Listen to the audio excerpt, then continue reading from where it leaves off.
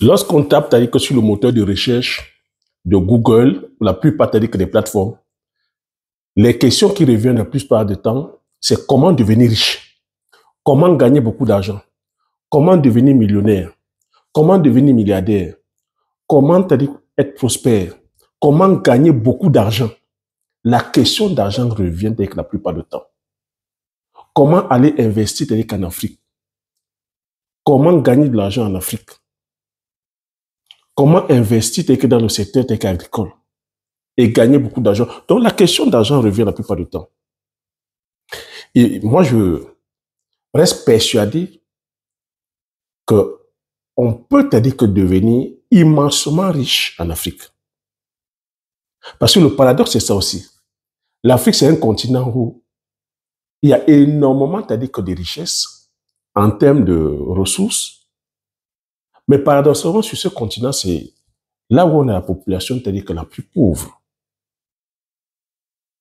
Et c'est là où, je te dis à chaque fois, que la pauvreté ne commence pas à partir de nos poches, à partir de notre portefeuille. Ou autant pour moi, que la richesse aussi ne commence pas à partir du portefeuille ou à partir de ton compte en banque. Que la richesse n'a rien à voir avec ça. Que la richesse commence à partir de ton état d'esprit. Donc, ça veut dire que nous sommes sur un continent qui regorge d'énormes ressources, mais il faut qu'on se l'avoue, nous avons une mentalité de pauvre. Nous sommes pauvres sur le plan de la créativité, pauvres sur le plan de l'imagination. Nous sommes pauvres aussi même sur le plan de l'attention, parce que tu vois, on n'est pas créatif, on n'est pas imaginatif. Comment ça se fait que l'Afrique regorge d'énormes potentialités en termes de ressources minières, en termes de terres agraires, l'agriculture, en termes de faune, de flore, on a de l'eau, on a tout, il y a le vent. Mais qu'on ne soit pas aussi développé, aussi riche. Donc tu vois que le point réside sur la connaissance, sur l'état d'esprit. Quel est l'état d'esprit que nous avons? Donc tu vois que je commence très fort, non? Donc je vais te demander si de rester au bout de cette vidéo afin de pouvoir bénéficier des enseignements que je vais partager ici avec toi. Oui, je reste persuadé que la richesse en Afrique, pour toi qui es ici en diaspora, tout a été déjà fait ici en Occident. Tout est développé, ils sont autonomes sur le plan des infrastructures, autonomes, souverains sur le plan de l'alimentation, souverains sur le plan de l'éducation, souverains sur le plan de la recherche et scientifique, souverains sur le plan du développement, souverains sur le plan militaire, souverains sur le plan politique, souverains sur le plan des institutions, souverains sur le plan des recherches et développement. Tout a déjà été fait ici. Tu ne peux pas réinventer la roue ici. Donc, ce n'est que du réchauffé. Alors qu'en Afrique, tout est à faire. Et le secteur qui puisse sortir les Africains de la pauvreté et sortir l'Afrique de la pauvreté, pour moi, c'est le secteur agricole. Le secteur agricole, et on ne doit pas faire l'habitude n'importe comment, sur des spéculations stratégiques. Et ce sont ces spéculations que je vais devoir partager ici avec toi, si tu restes que sur le bout de cette vidéo.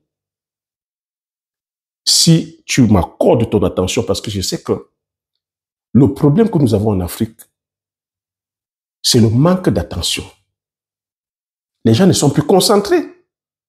Les gens sont tellement distraits. On ne peut pas rester comme ça sur un enseignement qui va aller sur 10 minutes, 20 minutes, 30 minutes. Vous voyez? Les gens, on paye les gens à partir de 10 minutes, on en a perdu tout le monde.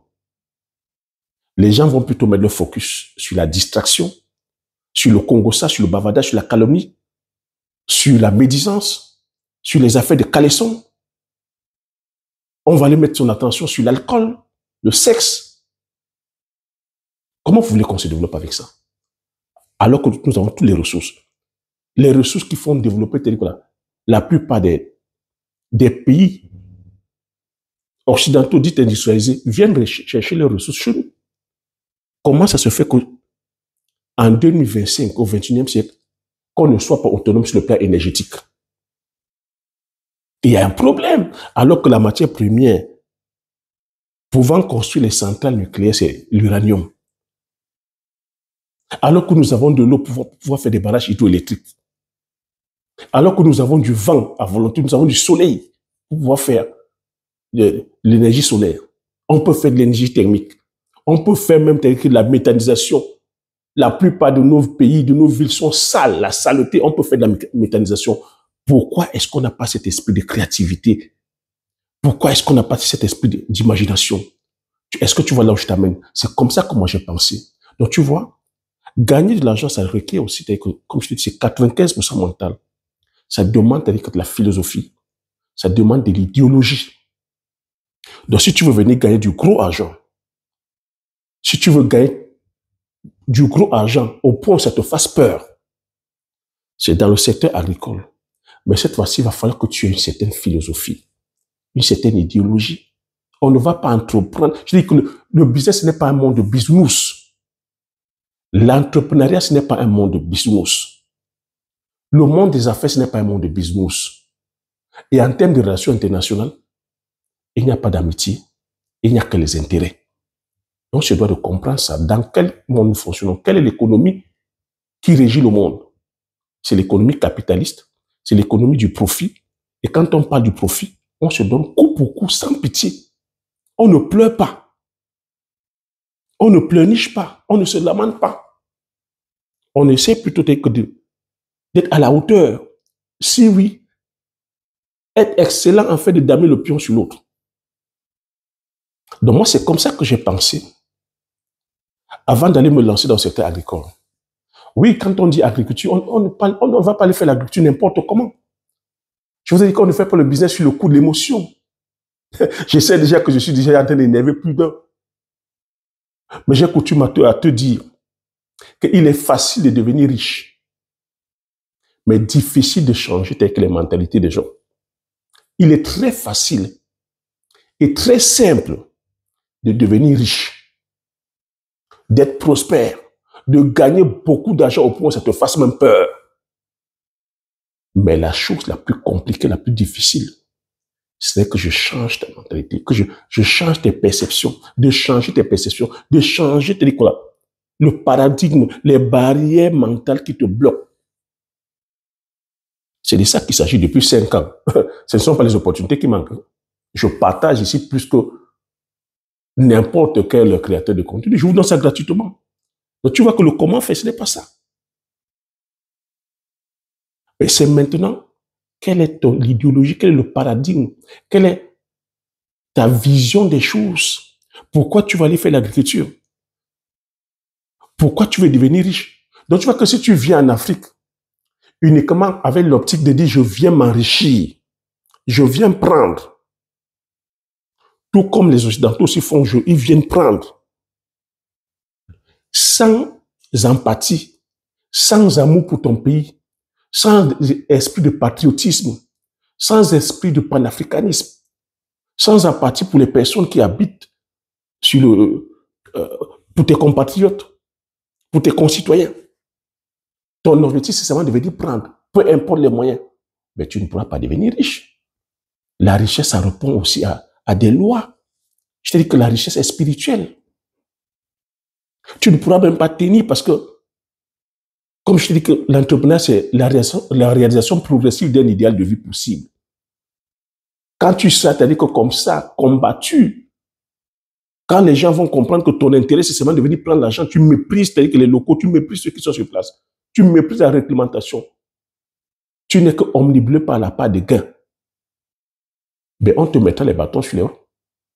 Si ton objectif n'était que l'argent, tu vas abandonner. C'est pour ça que plusieurs abandonnent. C'est pour ça que plusieurs sont allés épouser des modèles agricoles. Or, on veut venir faire l'agriculture comme les Occidentaux. Mais vous êtes dans quel monde? Vous vivez dans quel monde? Et je parle encore ici des personnes qui ont l'esprit panafricain, esprit kémite, mais qui viennent s'enrichir avec le modèle capitaliste. Mais il faut, est-ce qu'on ne voit pas un peu, est-ce qu'il n'y a pas de la dichotomie là? Oui, c'est ça notre problème en Afrique. qu'en même temps, on veut te dire que être kémite, et en même temps, on veut gagner de l'argent, tout en méprisant voilà, les valeurs ancestrales, les valeurs africaines. Mais moi je mets le pied dans le plat en disant que de la manière dont tu consommes, de la manière dont tu viens entreprendre, où nous venons entreprendre, c'est nous le problème de l'Afrique en fait. Hein. Oui, oui, nous sommes le problème du sous-développement de l'Afrique. Nous sommes le problème de la pauvreté de l'Afrique. Nous sommes le problème de la misère, de la trière de l'Afrique. Nous sommes le problème voilà, du sous-développement, le manque de routes, manque d'électricité, manque d'énergie, manque d'éducation, manque de santé correcte, manque de sciences et de technologie, manque d'infrastructures, manque d'industrie, manque je veux dire, d'industrie agricole ou d'agro-passion, manque voilà, de business d'envergure. C'est nous le problème. Ce n'est pas l'Afrique. L'Afrique, c'est quoi? L'Afrique, c'est un territoire. L'Afrique, c'est un territoire que si on s'amusait juste à faire l'expérience de déporter les Asiatiques, les Chinois, et les mettre en Afrique pour une expérience de seulement 5 ans, quelle image aurait l'Afrique? Et si on nous déportait, on nous amenait aussi en Chine ou en Asie, en 5 ans, quelle est l'image, avec le développement qu'il y a là présentement, en 5 ans, quelle image aura la Chine? J'ai dit, tout est mental. Donc, quand nous sommes là uniquement à consommer, c'est-à-dire que les produits venant d'ailleurs, à valoriser et à vulgariser les technologies venant d'ailleurs, quelle est l'économie qu'on enrichit en fait? Il ne faut pas faire la NASA, il ne faut pas faire l'ENA pour comprendre ça. Il ne faut pas faire Matsu pour comprendre ça. Il faut pas aller à Harvard. Quand tu es là à aller consommer les produits déjà manufacturés par d'autres puissances, par d'autres économies, quelle est l'économie que tu encourages? Tu favorises plutôt l'économie extérieure au détriment de l'économie locale. Mais c'est pour ça que sur cette chaîne, je viens valoriser et vulgariser les richesses locales. Valoriser et vulgariser les richesses, les produits locaux. Cette chaîne devrait avoir même plus de 20 millions d'abonnés. Pour vous qui êtes kémites, pour vous qui êtes panafricains. Mais si vous n'avez pas compris ça, vous n'avez pas compris le monde. Vous voulez qu'on soit toujours en train de dire, ah, je suis kémite, ah, je suis panafricain, à bas les occidentaux, à bas les rochers. Une fois on aboie comme ça, ce n'est pas stratégique. Vous voulez qu'on passe seulement les discours, c'est-à-dire que d'Ibrahim Traoré, pour comprendre qu'on est kémite. Non. Au-delà des discours, on doit être dans les actions. On se doit d'agir. Depuis 5 ans, avant que le capitaine Ibrahim Traoré n'arrive, c'est mon idéologie qui partage là. Lorsqu'il dit qu'on se doit d'aller développer les richesses endogènes, qu'on se doit d'aller développer l'agriculture sur les cultures locales, on se doit d'aller développer notre science, notre technologie telle qu'à nous. Qu'est-ce que tu n'as pas compris depuis 5 ans que je partage là? Non, tu veux qu'on soit tout en train de dire que non, on n'est pas stratège. Donc c'est pour ça que moi j'ai créé cette chaîne. C'est pour ça que je développe les produits du terroir. En se disant que si on veut donner la force à nos économies, on se doit être de produits locaux, de valoriser les produits locaux, de la richesse locale, notre agriculture, nos produits locaux, notre science, notre technologie, valoriser les artisans. Quand j'entends ici, non, on doit aller importer les choses en Chine, acheter, oui, je ne refuse pas. Mais il faudrait que là-dedans, que les artisans locaux soient mis en avant. Comment est-ce qu'on va développer notre technologie si on est uniquement là à aller importer les choses de l'extérieur? Comment est-ce qu'on va développer notre économie si on est là à produire uniquement pour l'export? C'est ça mon problème. C'est comme ça que moi j'ai pensé en fait avant de me lancer dans le secteur agricole. Avant de choisir le modèle que je partage ici avec toi, le modèle d'association de culture, la philosophie sur les produits du terroir. Donc, lorsque tu te lances comme ça dans le secteur agricole et que tu fais le choix, parce que le choix des cultures est très important. Le modèle agricole aussi est très, très important. C'est-à-dire, on ne se lance pas sur le coup de l'émotion. Que non, je vais venir révolutionner l'Afrique, je vais aussi aller produire les tracteurs. Non. Est-ce que c'est toi qui fabriques les tracteurs? Est-ce que tu connais le coût d'acquisition d'un tracteur? 100 millions. Est-ce que tu es prêt à mettre 100 millions? Même si on te dit 60 millions, est-ce que tu es prêt à mettre 60 millions? On te dit, est-ce que tu connais le coût d'acquisition des terres? On va te dire, il faut 200 hectares, 300 hectares pour aller commencer les céréales. Est-ce que tu connais le coût sur les semences? Est-ce que tu connais le coût du pétrole? Je te parle à chaque fois d'énergie.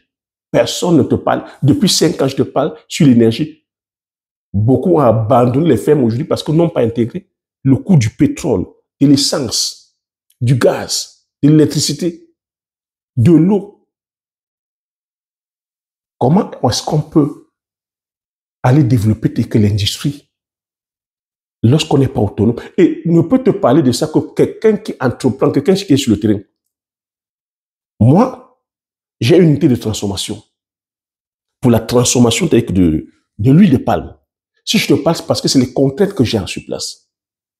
Au-delà de ça, la maman même qui vend les beignets est impactée par le coût du pétrole. Parce qu'ici en Occident, ils produisent par rapport au pétrole. L'agriculteur ne peut pas monter sur son tracteur s'il n'a pas le pétrole. Et les prix des denrées sont arrimés au coût du pétrole. Quand le pétrole monte, tout monte. Le transport, l'alimentation, tout monte. Comment est-ce qu'on peut aller se calquer sur ce domaine-là par rapport aux Occidentaux alors que nous ne sommes pas autonomes sur le plan énergétique? Nous avons peut-être le pétrole, mais ce n'est pas nous qui allons extraire le pétrole. Ce n'est pas nous qui raffinons le pétrole. Lorsqu'on nous vend le pétrole, le prix est multiplié par 5. Comment toi, tu peux te dire que tu es arrimé à ça? Comment le paysan à l'arrière-pays peut aller produire par rapport au pétrole? Et même, te dire que là, les stations d'essence. Combien de stations d'essence nous avons à l'arrière-pays dans nos villages? Le paysan qui sera à plus de 100 km, 200 km de la ville, comment il fait pour se ravitailler sur le pétrole? En cas de panne de la mécanisation, tu fais comment? Je ne te parle pas des semences, je ne te parle pas de la qualité des routes, je ne te parle pas du fait même que des marchés, que les marchés ne sont pas régulés. Ce n'est pas structuré. Donc tu vois, c'est une philosophie en fait, je ne sais pas à qui je parle, ça se pense tout ça. Comprendre que lorsque tu vas faire les céréales, c'est un trader qui se trouve dans les marchés, dans les salles de marché, qui fixe le prix du maïs, du soja, du colza, de tournesol. Que les céréales ne sont pas produits aujourd'hui pour la consommation humaine. C'est produit uniquement pour la consommation des animaux. Et ça permet de pouvoir fabriquer aussi certains produits dérivés comme le sucre, l'éthanol. Donc, l'alimentation est aujourd'hui spéculative. Au profit de la finance. Je suis venu te dire ça. Au profit de la finance. Donc, on ne va plus faire l'agriculture. On ne fait plus une agriculture nourricière. On fait une agriculture aujourd'hui spéculative.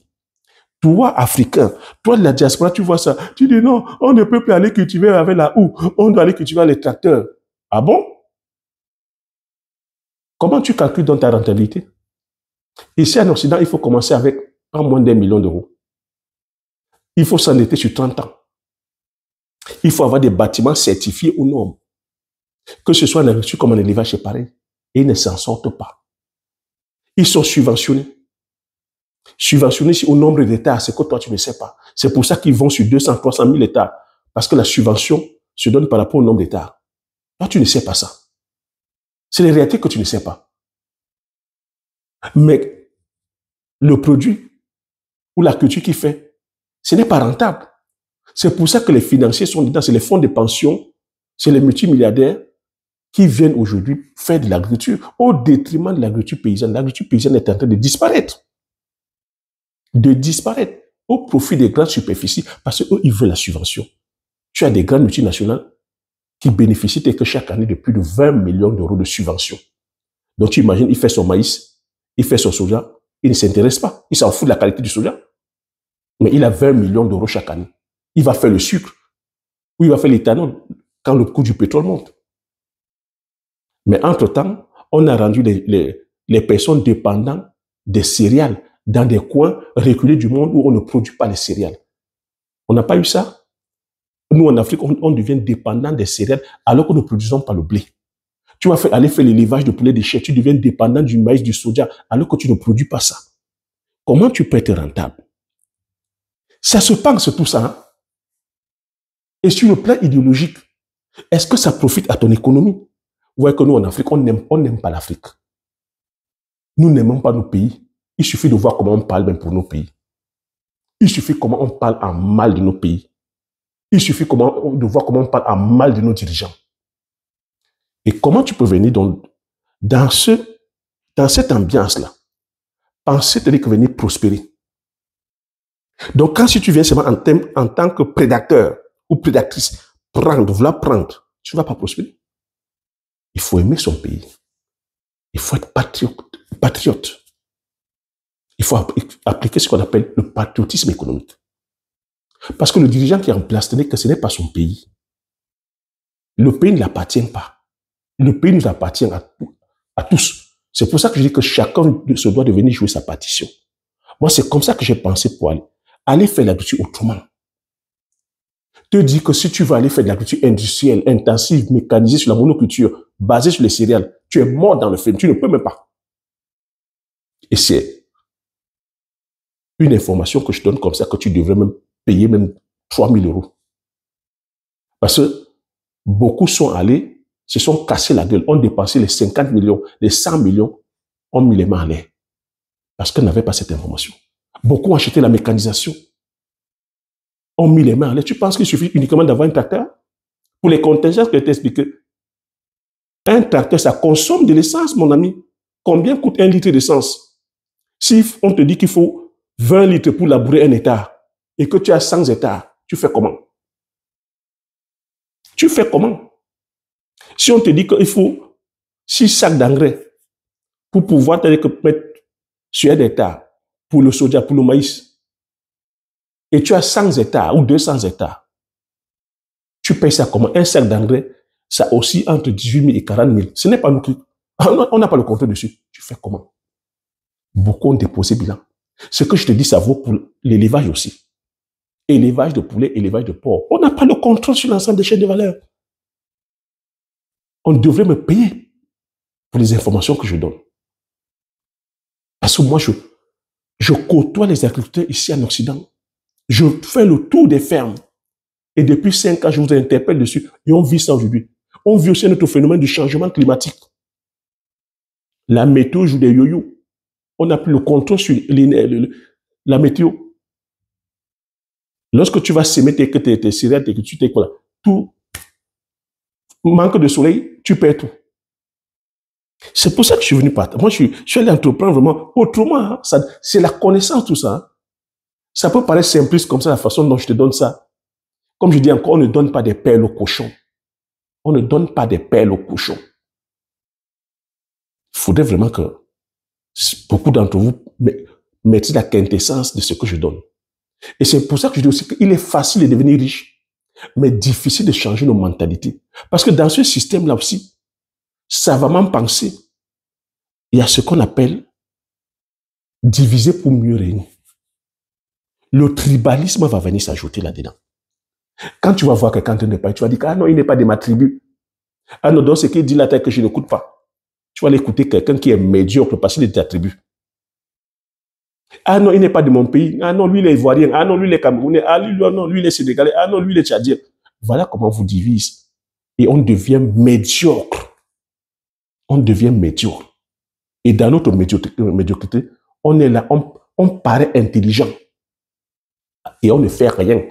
Vous allez voir, nous sommes là, on écume tous les réseaux sociaux à blablater. À blablater sur le terrain, on ne voit rien. On paraît intelligent, mais sur le terrain, on ne voit rien. Donc, soyons plutôt des praticiens, soyons des gens qui font. Moi, c'est comme ça que j'ai pensé. Que le secteur agricole nourrit son homme.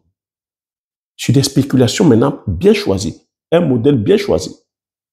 J'ai choisi le modèle d'agroforesterie, d'association de culture. Je me suis dit, la monoculture aujourd'hui, avec les phénomènes de changement climatique, avec l'inflation, avec le fait que les prix sont toujours tirés vers le bas, pour que nous ne contrôlons pas l'ensemble des chaînes de valeur, on se doit d'aller vers les cultures sur lesquelles nous avons le contrôle. Je me suis lancé sur la culture du palmier à huile. Palmier à huile. L'huile de palme, qui ne consomme pas l'huile de palme? C'est ça l'huile de palme. Incontournable. C'est un produit qui est originaire d'Afrique. Originaire d'Afrique, originaire du Golfe de Guinée. Donc nous avons le savoir-faire et le savoir-faire. Les palmiers à huile étaient poussés d'antan de façon spontanée. Un palmier sauvage que tu plantais, ça pouvait produire au bout de 15 ans, 20 ans. Par le biais de la science aujourd'hui, nos scientifiques savent nous sortir aujourd'hui des variétés de palmiers sélectionnés, appelés Ténéra, qui produisent à l'état abondamment, qui au bout de 3 ans entrent en production. Voilà comment je me suis lancé. Et pourquoi je me suis lancé sur la culture du palmier?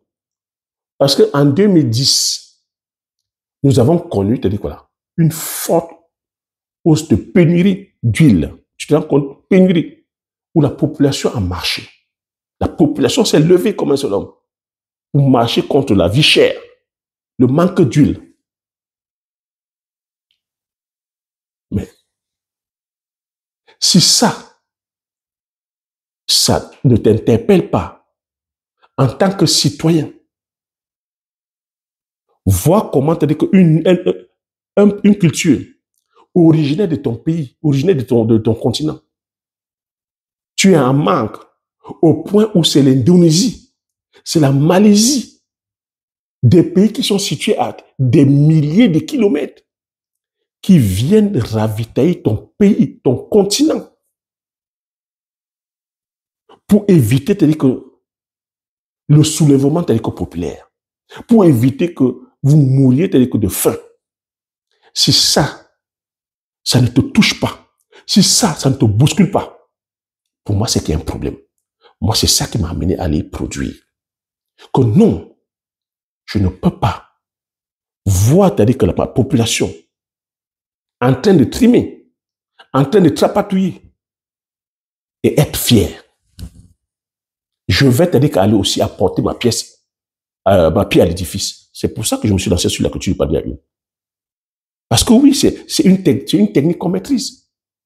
Je me suis lancé là-dedans. Non sans difficulté. Parce que c'est de ça qu'il s'agit aussi. Ça s'appelle le patriotisme. Je suis allé acheter les plants de palmier auprès de la compagnie étatique. Je dis, je viens donner la force à mon pays. J'ai parcouru des centaines de kilomètres alors que l'usine de Bolloré était là sur place, à 10 kilomètres de mon village. Ça s'appelle le patriotisme économique. Acheter plus de 30 hectares de palmeraies, de plants. J'ai dit, je ne m'arrête pas là, il faut que je passe à la phase de transformation parce que c'est en apportant la plus-value qu'on gagne, en fait. Nous avons mis une unité de transformation. Mais les machines que j'ai achetées, je ne suis pas allé acheter les machines en Chine. Je ne suis pas allé acheter les machines en Turquie. Je ne suis pas allé acheter les machines en Inde. Non. Je dis, je donne encore la force aux artisans de mon pays. Oui, parce qu'on a cette science, on a cette technologie-là. Moi, je le dis parce que je sais, j'ai un cursus technique.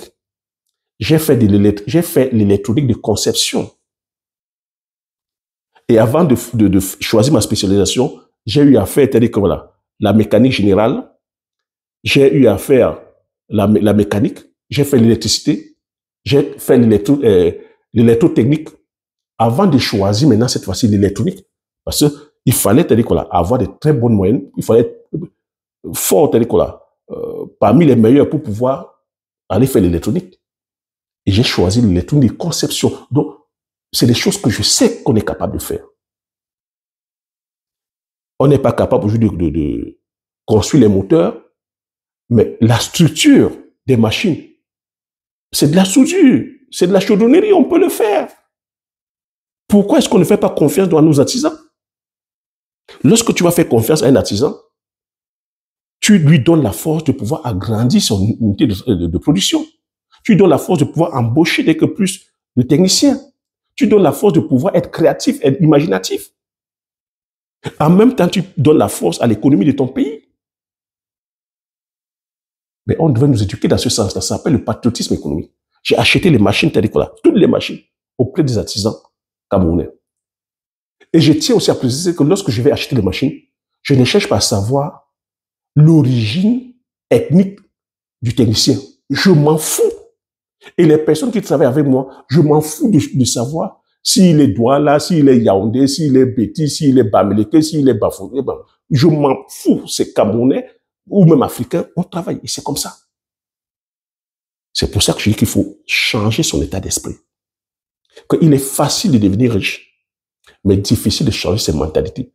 Parce qu'on a des mentalités comme ça qui nous ont été véhiculées que depuis l'enfance, dans nos familles, dans les églises, dans la société, l'éducation, où on est là à penser d'une seule façon, à être des exécutants, à dire que non. Nous a dit que non, il ne faut pas aller avec tel, ou que tel tribu est ceci, ou que tel machin, ou que les gens de ce pays sont comme ça. Non, c'est ça qui nous bloque en fait. Vous voyez qu'ici en Occident, ils font bloc. Quand ils disent Union européenne, ils travaillent ensemble. Même s'ils ne partagent pas tel que tous les points de vue, ils travaillent ensemble afin de pouvoir avoir une économie forte. Les États-Unis, tel que c'est, on dit États-Unis, c'est plusieurs tels que les États réunis. La Chine, elle est 1,3 milliard. L'Inde est 1,2 milliard. Qu'est-ce qu'on peut, on peut faire? Qu'est-ce que ton pays seul, de 3 millions d'habitants, tu peux faire face à la Chine? Qu'est-ce que ton pays seul, de 30 millions d'habitants, qui est mon pays, le Cameroun, on peut faire face à la Chine qui est 1,3 milliard? Mais si on n'a pas compris que c'est l'union qui doit faire la force, qu'on soit de se mettre ensemble, afin de pouvoir faire bloc, on n'a rien compris. Donc c'est comme ça que moi, je comprends. Tu vois que c'est idéologique ce que je donne là. Donc si tu n'es pas encore arrivé à ce niveau, c'est pour ça que je dis que je ne fais pas le business de la maternelle. Quand je vais entreprendre, j'entreprends, je suis à un certain niveau. Beaucoup peut-être ne comprendront pas. Ceux qui sont là en train aller entreprendre avec les émotions ne vont pas me comprendre. Je dis merci à ceux qui comprennent. Merci à ceux qui s'abonnent. Merci à ceux qui partagent la philosophie. Merci à ceux qui sont là en train d'aller implémenter ce que je partage. Mais moi, ici, je dis, ce que je dis ne souffre de rien. Tous les pays qui sont développés se développent à travers leur force. C'est des pays qui développent leur souveraineté sur tous les axes. Vous voyez, nous sommes peut-être un monde aujourd'hui globalisé, mais tu ne peux pas aller dépendre, c'est-à-dire entièrement, c'est-à-dire voilà, des autres.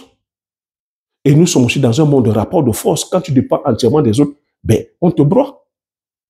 Donc tu vois que lorsque tu te lances dans une culture comme le palmier à huile, tu es mort d'argent. C'est l'argent que tu veux voir. Si tu fais 1 hectare, 2 hectares, 3 hectares, 100 hectares, tu es capable de le faire. Et que tu passes à la phase de transformation, tu as l'huile de palme, l'huile de palmiste. Tu as les tutos de palmiste. Tu es mort d'argent. Pourquoi tu es mort d'argent? Parce que l'huile de palme se consomme tous les jours. L'huile de palme est incontournable dans toutes nos sauces. Je n'ai pas envie de citer les sauces ici. L'huile de palme est incontournable dans l'industrie. L'huile de palme est partout. C'est comme ça qu'on reconnaît les business qui sont gagnants. Lorsque moi je produis mon huile, les grossistes viennent me l'arracher. Je n'ai pas besoin de faire les publicités. Les grossistes viennent prendre. Tu connais un business sur lequel, dès que tu as fait, on vient seulement prendre. C'est de ça qu'il s'agit. Et que le marché est structuré. Comparativement à d'autres business ou d'autres cultures, le marché de l'huile de palme est structuré. C'est reconnu par l'État. Il y a une association de planteurs de palmiers reconnue par le gouvernement. Les prix sont là, clairs. C'est pour ça que je suis aussi allé faire le poivre. Le poivrier.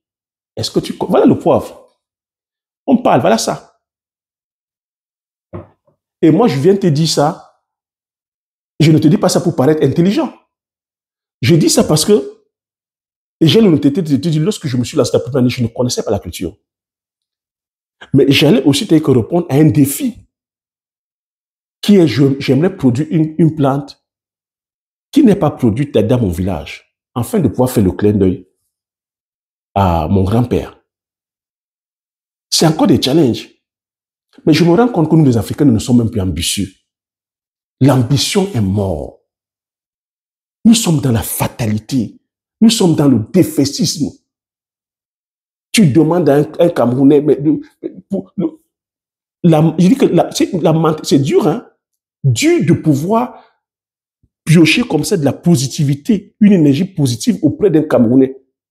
Ou vous ne même pas dire auprès des Africains. Mais je reste sur le Cameroun. C'est une mentalité de défaitisme.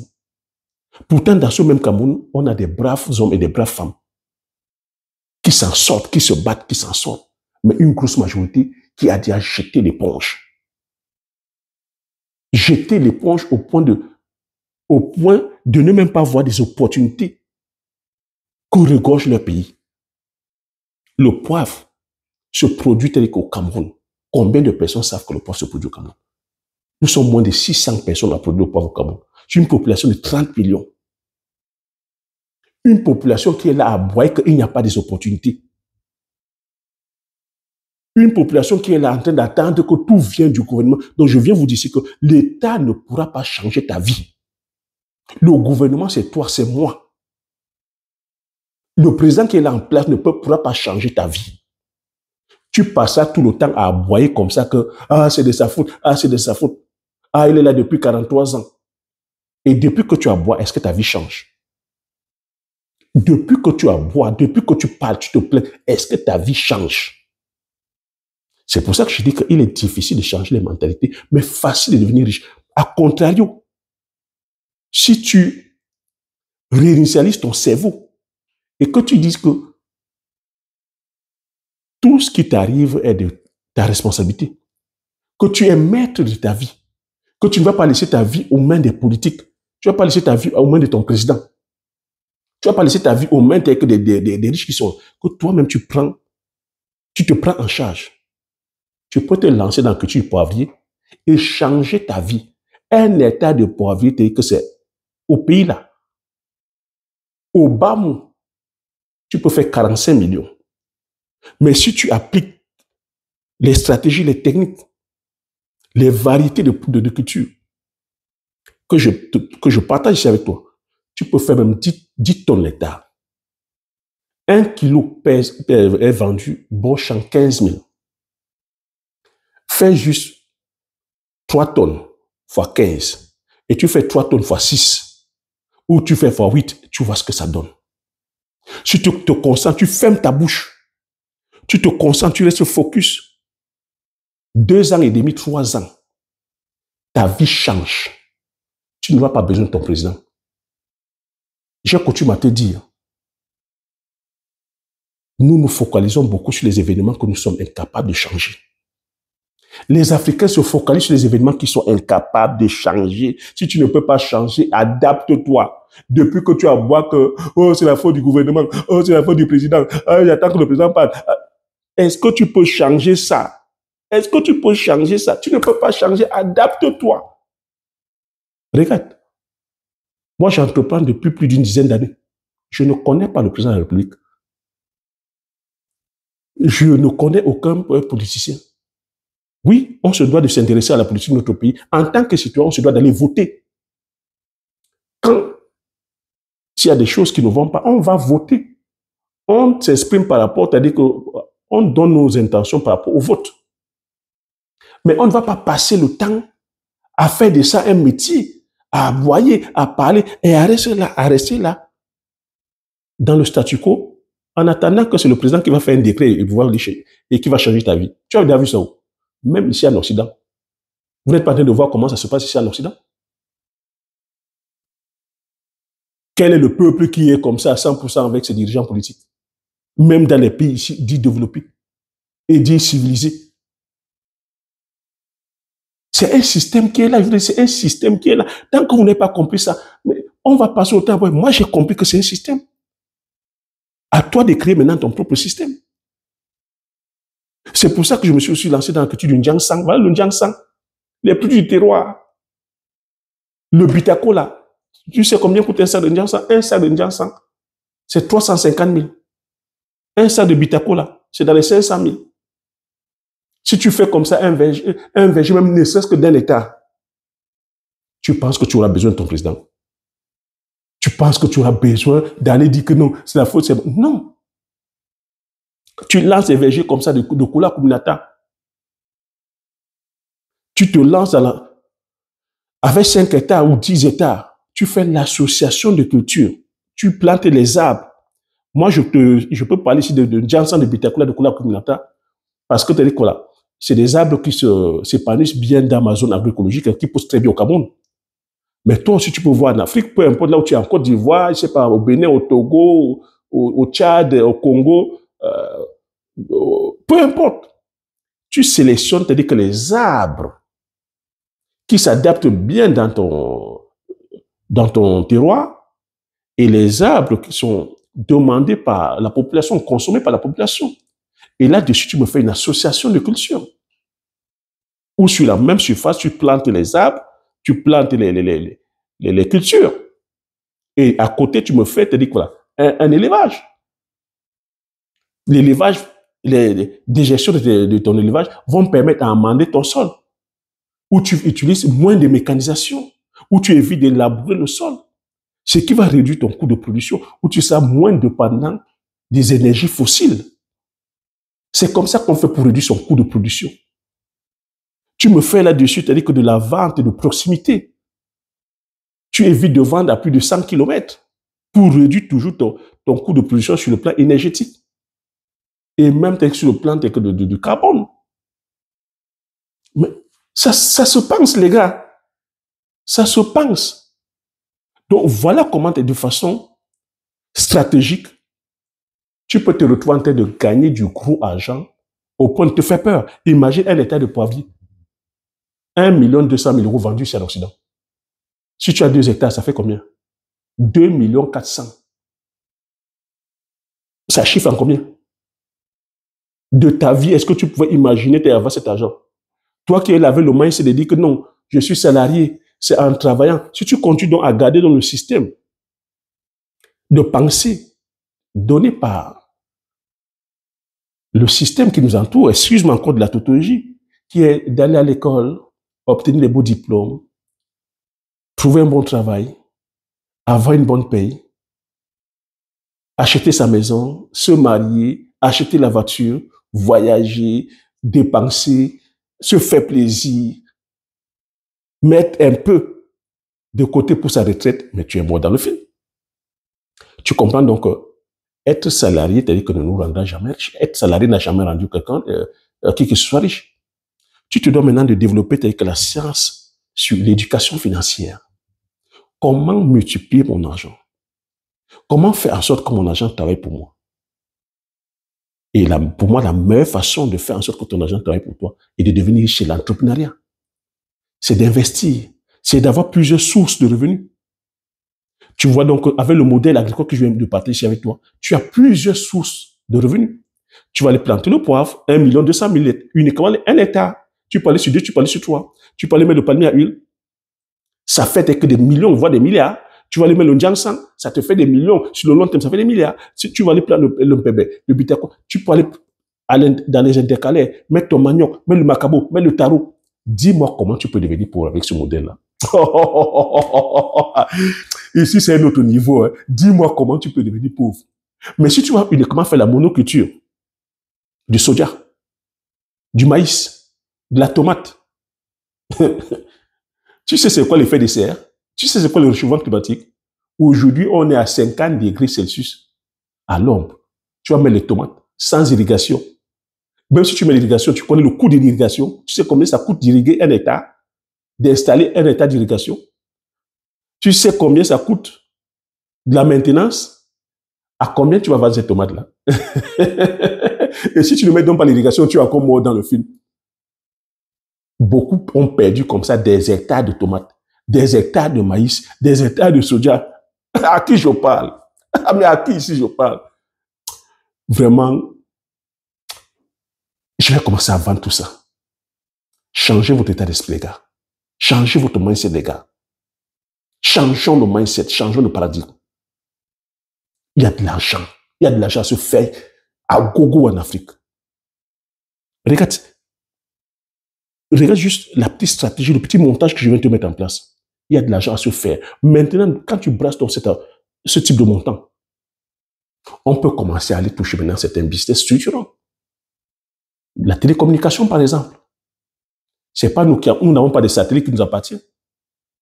Nous n'avons pas la communication, les compagnies téléphoniques qui sont en Afrique ne nous appartiennent pas. Quand tu commences à brasser avec les millions d'euros, tu peux maintenant aller ouvrir des enseignes comme ça. Les banques, les télécommunications, les transports. Tu peux maintenant, cette fois-ci, aller investir en immobilier. Mais lorsque tu vas investir en immobilier, tu ne vas pas investir parce que tu viens chercher de l'argent. Tu viens investir parce que tu viens résoudre un problème qui est là sur le plan je vais dire, de l'habitat.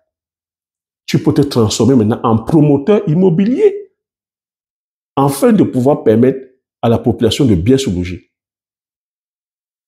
Est-ce que tu vois le mindset? Ça se pense tout ça. Mais si tu prends tes maigres économies là maintenant, ou tu viens prendre un crédit sur la consommation, tu dis que tu vas aller construire en Afrique, tu vas aller où avec ça? C'est pour ça qu'on a des logements qui sont là, inachevés. Quelle est la banque qui va t'accompagner? Aucune banque ne peut t'accompagner. Et on ne devient pas riche. Est-ce que tu as déjà vu quelqu'un qui est devenu milliardaire grâce à l'immobilier? L'immobilier permet d'aller, comme on dit, immobiliser et sous-protéger son argent. Protéger son argent. Mais de façon stratégique comme ça, comme je te dis, et je viens de partager avec toi, en 5 ans, en 10 ans, tu brasses les milliards. Au calme. Au calme. Et cette fois-ci, si tu commences à changer ta façon de penser, à changer tes perceptions, à dire ici que là où tu n'as pas le contrôle, ce que tu ne peux pas changer, tu t'adaptes. À arrêter d'accuser les politiques. Je ne te demande pas de te questionner, qu'on doit passer, on doit se questionner. Mais si tu passes toute ta vie de dire que c'est la faute des politiciens, c'est la faute des riches, c'est la faute des milliardaires, ça sera ta réalité.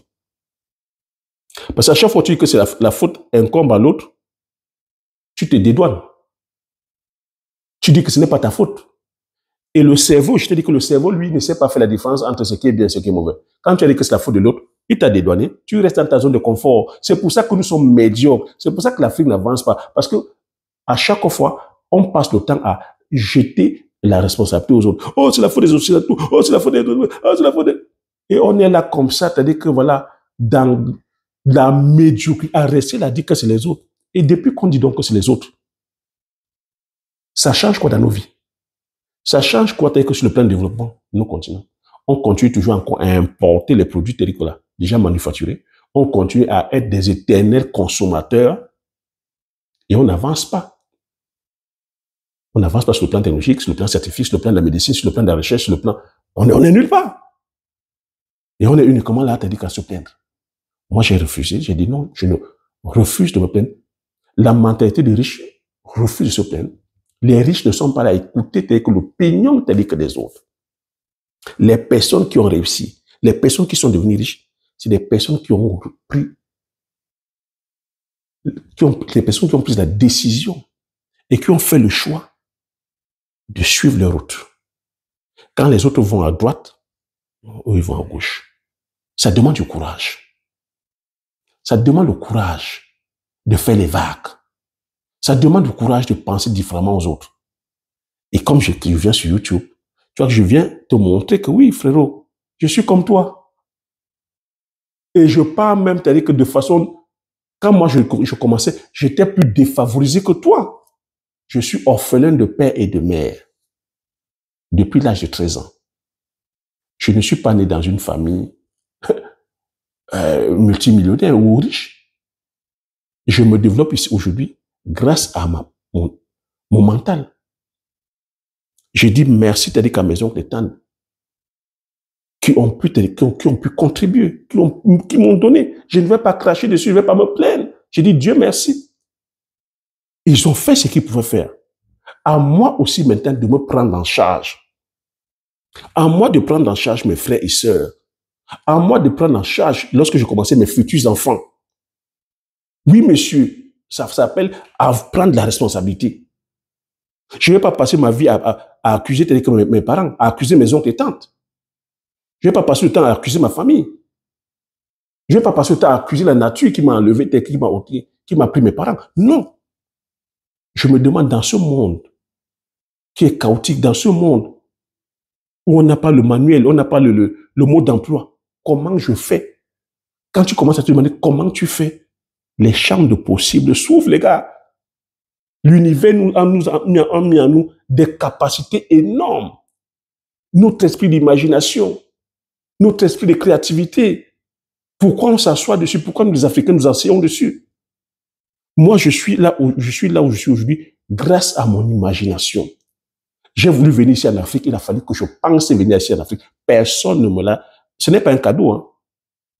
Ou le comble, ou le malheur, c'est que je suis venu ici en Afrique, c'est que la plupart des personnes qui sont de la diaspora, c'est les parents qui les ont amenés. À quel moment tu as décidé que tu venais ici en Europe? À quel moment tu as même fait le choix de ta filière? C'est les parents qui ont décidé pour toi que tu viendras ici, les parents qui ont décidé que tu vas faire la médecine, les parents qui ont décidé que tu vas te marier, les parents qui ont décidé de payer ta pension, de payer même de te trouver la femme. Mais à quel moment toi tu as pensé par toi-même, mon frère? C'est là notre problème en fait. À quel moment, je veux que dans les commentaires que tu me dises la vérité, à quel moment tu es resté comme ça, tu as pris une décision que tu as menée à bout par toi-même? Tu as pris une décision malgré les contraintes, malgré le fait que les parents ont dit, tu as mené à bout. C'est ça notre problème.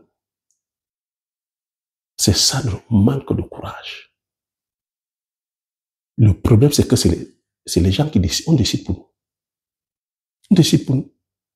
On attend que c'est le président qui fasse la décision. On attend que c'est les parents qui prennent la décision. On attend que c'est le gouvernement qui prenne la décision. On attend que c'est l'oncle qui prenne. On attend que c'est l'ami qui est là qui prenne. On attend que c'est les amis, c'est le groupe qui décide pour nous. On attend que c'est la société qui décide pour nous. Mais à quel moment tu vas décider pour toi, mon frère? À quel moment? Et voilà comment on devient des suiveurs et des suiveuses. Voilà comment que tu restes. À quel moment tu as même pensé que gagner 1500, gagner 2000, gagner 3000, gagner 5000 euros, c'est avoir beaucoup d'argent? À quel moment tu t'es habitué? Quand on pose la question à quelqu'un, je gagne très bien ma vie. Je gagne 3000 euros. Donc, imagine donc maintenant, 1 200 000 euros l'État. Divise par 12, tu vois le montant que ça donne. Si ça ne te fait pas mal la tête, mon ami, c'est qu'il y a un problème. Va faire 50, va faire 30 hectares, 50 hectares de palmiers. Tu passes à faire des transformations. Tu vois l'argent que ça te donne, si ça ne te fait pas mal. 3 000 euros, c'est quoi? 5 000 euros, c'est quoi? À quel moment tu as pensé que 5 000 euros, c'était beaucoup d'argent? À quel moment tu as pensé même que 2 000 euros, c'est beaucoup d'argent? Donc, tu vois, le cerveau, lui, il s'habitue. Hein. Ah, je gagne 2 000 euros, mais c'est pour ça que tu as 2 000 euros, mais tu as les besoins de 3 000, de 4 000, de 5 000 euros, parce que l'inflation est là. Voilà comment tu vas t'endetter et tu restes dans ce piège à pauvre qui est le crédit. Voilà comment tu ne peux pas t'en sortir. Quand on va te dire, voilà une opportunité, allez produire le poivre. Tu commences à faire comme ça. Ah Thierry, j'aimerais bien, mais le problème c'est le manque d'argent. Non, l'argent ce n'est pas le problème. Ah Thierry, j'aimerais bien, mais le problème c'est qu'au pays là, le climat des affaires, c'est pas ça. Hein? Ah Thierry, j'aimerais bien, mais j'attends que le président qui est là depuis la part. Hein? Ah Thierry, j'aimerais bien, mais le problème c'est que c'est ma famille. Ah Thierry, j'aimerais... Non, non. Tout ce que tu as vendu, c'est des excuses. C'est des excuses. Comprends que pour aller entreprendre, il y a un risque à prendre. Maintenant, il faut savoir minimiser le risque. Il y a un risque, comme je dis, le risque de se former. Il faut investir sur sa connaissance. Quelle est la connaissance que tu as au domaine d'entrepreneuriat? Il faut prendre le risque d'aller au pays. Le président de la République ne va pas te dérouler le tapis rouge. On a un pays à construire, à bâtir, on a un continent à bâtir. On se doit de se retrousser les manches. Moi, c'est le challenge que j'ai pris. Malgré l'état des mauvaises routes, malgré l'état qu'il n'y a pas d'électricité, qu'il y ait des moustiques, qu'il y ait machin, même vos idées de sorciers, qu'il y ait tout ça, j'ai dit, je viens faire.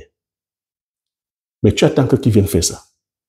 Que ce soit les Libanais qui viennent faire, que ce soit les Chinois, que ce soit les Français, les Américains, et après tu vas te retrouver en train de te plaindre lorsqu'ils sont en train de le faire. C'est ce que j'appelle la dichotomie. On se doit de faire. Et ça s'appelle du patriotisme économique. Ça s'appelle avoir l'amour pour son pays. Mais c'est parce qu'on prend le risque qu'on gagne en fait. Tu penses que moi, je vais prendre le risque d'aller braver les moustiques, d'aller braver avec les mauvais états de route, d'aller braver avec le manque d'électricité, d'aller braver tout ça. Et tu n'attends pas que je gagne de l'argent.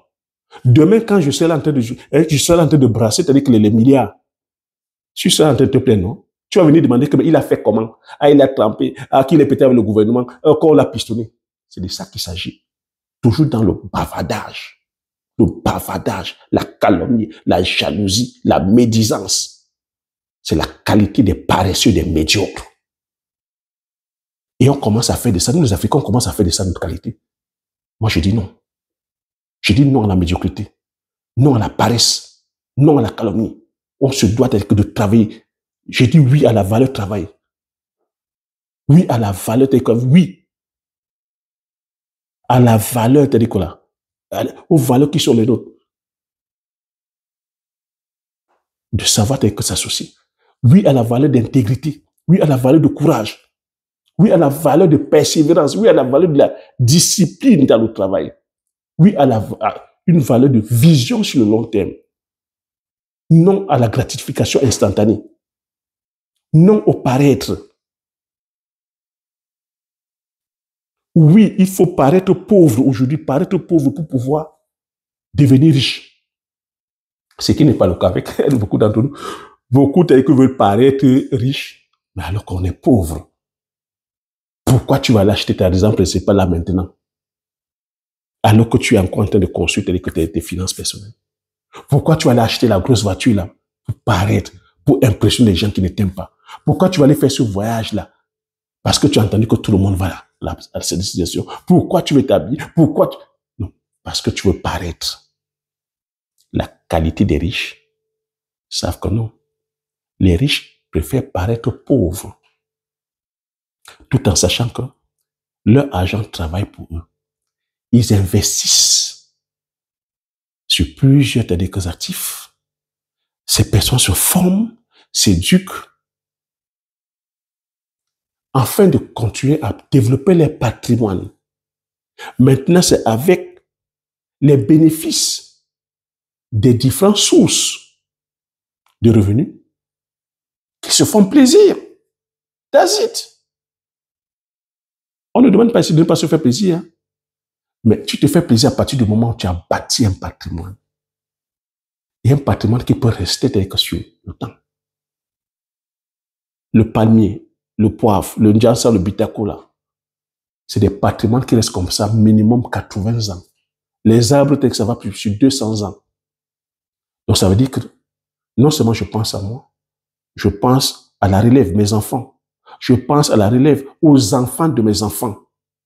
Il est dit, un homme juste doit laisser un héritage aux enfants de ses enfants. Mais malheureusement, nous sommes arrivés à un point où nous sommes tellement égoïstes que même à nos enfants, on ne pense même pas. Tu fais des dons des enfants, tu vas les laisser quoi? Comme héritage. Tu vas laisser quoi? Si les autres sont aujourd'hui, nous dominent, c'est parce qu'ils ont bâti des fortunes qui sont aujourd'hui sur plus de 100, 150 ans. On vous parle des Rockefeller, on vous parle d'Andrew Carnegie, on vous parle de JP Morgan, on vous parle des Frères Lumière, on vous parle de Henry Ford. On vous parle ici des familles Rothschild. C'est des fortunes qui sont sur plus de 50, 100, 150 ans. Les enfants viennent uniquement maintenant surfer dessus. Mais pourquoi vous ne voulez pas qu'ils nous supplombent? Toi, qu'est-ce que tu es en train de faire présentement pour que tes enfants aussi puissent bénéficier de cet effet levier? L'argent que tu gagnes maintenant, comment est-ce que tu gères ça? Dans quoi tu mets ton argent? Comment tu fais pour que ton enfant aussi, tes enfants puissent bénéficier de l'effet levier? C'est de ça qu'il s'agit. Et si on n'est pas en train de penser dans ce sens-là, et si on est uniquement dans l'optique de la consommation, comme je vous ai dit, même dans 1000 ans, ils vont toujours nous dominer.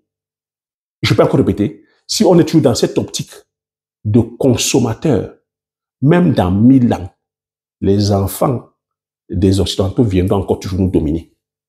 That's it. Et je vous dis, je suis avec eux, ça fait plus de 450 conventions d'entreprises que je fais. Je vois le mindset, la philosophie qui sont. Les transmissions, le père a commencé. Il a tenu la compagnie pendant 30 ans. Il transmet à son enfant. Et quand tu vois ça, tu te dis, wow!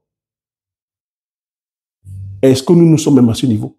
Toi, tu vas aller ouvrir ta boutique de vente de bonbons fabriqués en Chine, de vente de machins fabriqués en Turquie, un machin, qui ne pourra même pas faire 6 mois, qui ne pourra même pas faire 1 an.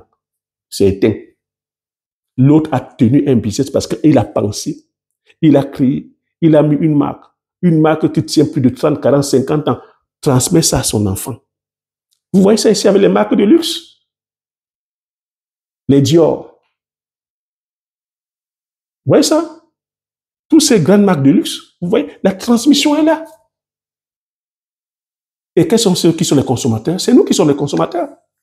Vous voyez avec les marques de véhicules, la transmission est là, c'est familial. Vous voyez avec les marques d'appareils technologiques, c'est les familles, la transmission est là. Vous voyez ici avec les chaînes des hypermarchés, c'est les familles, la transmission est là. Mais nous sommes là, les consommateurs, quoi, les gros consommateurs. Et on vient se plaindre. Ah, dis donc, ah, dis donc, ah, dis donc, ah, dis donc. Foussananto. Et on se plaint. On se plaint. Changeons de mindset, les gars. Réinitialisez le mindset. Nous pourrons me suivre ici que les personnes qui vont réinitialiser leur mindset, les personnes qui sont à un autre level, ne suivent pas la chaîne des visionnaires qui veut, mais c'est qui peut. C'est qui a le niveau. Ne va pas entreprendre dans les produits du terroir, sur les cultures que je partage à qui veut. Mais c'est qui peut. C'est qui a la vision. C'est qui a l'esprit du patriotisme. C'est qui a l'esprit du panafricanisme. C'est qui a l'esprit du don de soi, de pouvoir se sacrifier. Se sacrifier maintenant afin de pouvoir bénéficier des retombées plus tard. C'est ces personnes-là. Les plaisantins, les danseurs de Mayebo vont passer leur chemin. Les danseurs de Mayebo vont s'écarter. Moi, je sais ce que ça coûte d'aller produire. Je sais ce que ça coûte de perdre de l'argent parce que j'en ai perdu des millions. Mais je sais que c'est un prix à payer. C'est un prix à payer pour voir l'économie de mon pays se développer. C'est un prix à payer pour voir l'éducation, la science, la technologie.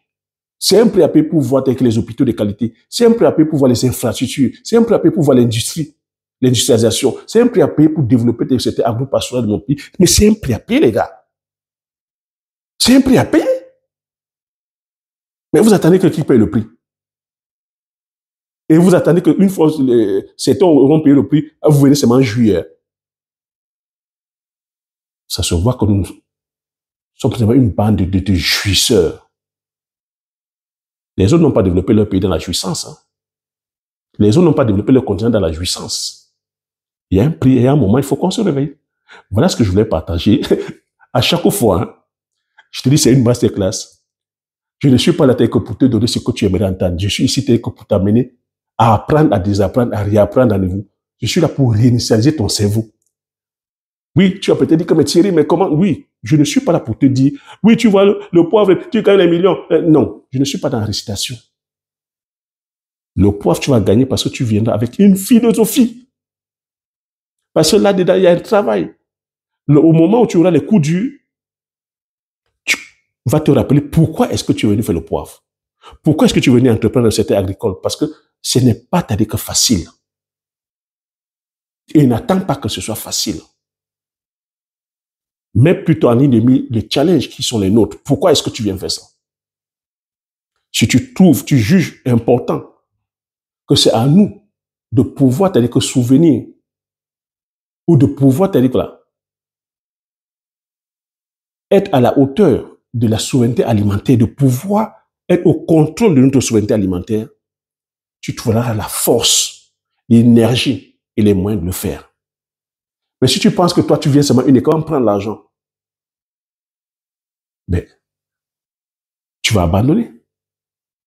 Tu vas abandonner. Et ça demande d'avoir du caractère. Du caractère. Tu sens qu'on est trop mou, quoi. On est trop mou. Sur ce, je te dis merci à la prochaine vidéo. Ciao.